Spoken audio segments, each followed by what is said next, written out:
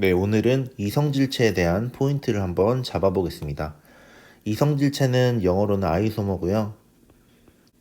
분자식은 같지만 서로 다른 원자 배열을 가지면 다 이성질체라고 부르는 거죠. 이런 이성질체가 생기는 이유는요, 결국에 탄소의 결합이 다양하기 때문이죠.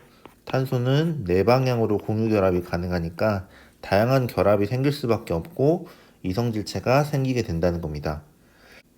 이런 이성질체는요, 크게 구조 이성질체랑 입체 이성질체 이렇게 크게 나눌 수가 있는데요. 구조 이성질체는 이렇게 탄소들이 결합할 때요, 이런 연결되는 순서들이 다르기 때문에 생기는 이성질체 관계를 구조 이성질체라고 부르는 거죠. 근데 생물에서는요, 이 구조 이성질체 쪽은 별로 중요하지가 않고요.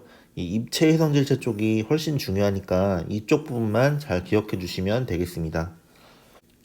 이제 입체 이성질체는 여러 가지가 있는데요. 첫 번째로 거울상 이성질체가 있죠.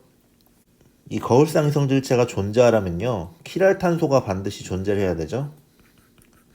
이렇게 탄소를 중심으로요, 네 방향으로 서로 다른 원자단이 붙은 다른 덩어리가 붙었을 때 이 가운데 탄소를 우리가 킬랄탄소라고 부른댔죠. 이런 킬랄탄소가 존재를 해야 거울상 이성질체가 존재할 수 있는 겁니다. 그래서 기억하셔야 될 게 뭐냐면요, 아미노산의 경우 L폼의 거울상 이성질체로 많이 존재를 한다 했죠. 아미노산은 L폼으로 존재를 하고 당은 D폼으로 많이 존재를 한다 했죠. 당이니까 D 이렇게 기억하시면 되겠습니다. 이 결론만 외워주시면 되겠습니다.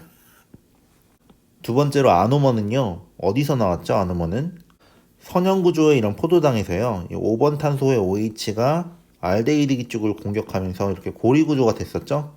고리구조가 될 때 OH의 위치에 따라서 알파, 베타 포도당 이런 얘기가 나왔었죠. 그러니까 알파 포도당과 베타 포도당 이런 관계가 이제 아노머에 대한 입체 이성질체라고 볼 수 있습니다. 그리고 마지막으로 시스트랜스 이성질체가 있죠. 시스트랜스 이성질체는요, 시스 불포화 지방산 그리고 트랜스 지방산 이런 거 얘기할 때 나왔습니다. 그러니까 지방산에 이중결합이 존재를 할 때요, 그러니까 불포화 지방산이란 거죠. 불포화 지방산의 대부분 자연계에는 시스 형태의 이중결합이 존재한다 했죠. 대부분은 시스로 존재를 하는 게 맞는데 식품을 가공할 때 고온에서 튀기고 할 때 트랜스 지방산이 만들어질 수 있다 했죠. 트랜스 지방산은 이중결합이 있는데도 불구하고 구조적으로는 이렇게 직선이다 보니까 혈관 같은 데 잘 쌓여서 동맥경화 같은 심혈관계 질환을 유발할 수 있다고 했습니다. 그리고 하나 더 기억하신다면요, 시스 레티날이 빛을 받으면 트랜스 레티날이 됩니다. 이거는 망막, 그러니까 눈에서 일어나는 얘긴데요. 우리의 눈 망막에는 원래 시스 레티날이라는 물질이 있습니다. 근데 이 시스 레티날이요, 빛을 받으면요, 트랜스 레티날로 변화가 돼요. 그래서 우리가 무언가를 본다고 하는 건요, 빛이 있어야 보잖아요. 이 빛을 통해서 시스에서 트랜스 레티날로 변하고 나면은 이제 하부에 신호전달계를 또 활성화시키겠죠. 이러한 과정을 통해 우리가 볼 수 있는 겁니다.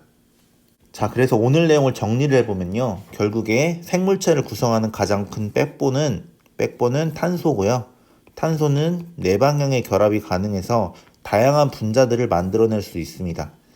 그렇게 해서 만들어진 게 이제 거대 분자죠. 매크로몰레큘이 생성됐는데 결합이 다양하다 보니까 이성질체가 생길 수밖에 없다. 이 이성질체는 구조랑 입체 이성질체 이렇게 크게는 두 개로 나누고요. 생물에서 중요한 거는 구조가 아니라 이 입체 이성질체 이쪽이 중요하고요. 이 기억하실 거는요, 이 각각의 큰 카테고리 있죠. 거울상이냐, 아노머냐, 시스 트랜스 쪽이냐, 이 큰 카테고리를 기억하시고요. 그거에 해당하는 예시들을 기억하시면 될 것 같아요. 그러니까 킬랄탄소가 존재해야 생기는 거울상 이성질체가 있는데, 아미노산은 L폼으로 많이 존재를 하고 당은 주로 D폼으로 존재한다 했죠. 이 내용을 기억하시면 되고요. 또 탄수화물 같은 데서 선형 구조에서 고리 구조가 되면서 아노모라는 게 생길 수 있다 했죠. 알파 포도당이 생길 수가 있고 베타 포도당이 생길 수 있습니다. 주로 알파 포도당끼리 중합이 되면 저장용 다당류를 만든다고 했고요. 베타 포도당끼리 중합이 되면 세포벽 같은 구조용 다당류를 만든다고 했었죠. 그리고 마지막으로 시스 트랜스 이성질체도 있죠.